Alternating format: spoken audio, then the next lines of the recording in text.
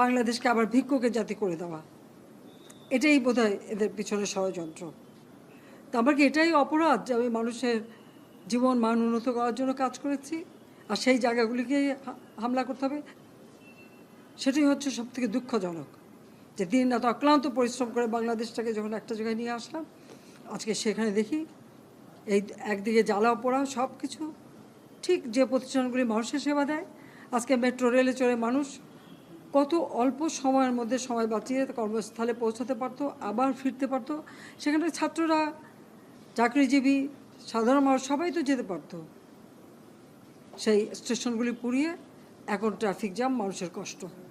আমি তো কষ্ট লাঘব করেছি, কিন্তু যারা এইভাবে আগুন দিয়ে পুড়িয়ে মানুষের সে কষ্টে আবার ফেলে দিল, তাদের বিচার দেশের মানুষকেই করতে হবে। আমি খালি সকলের সহযোগিতা চাই।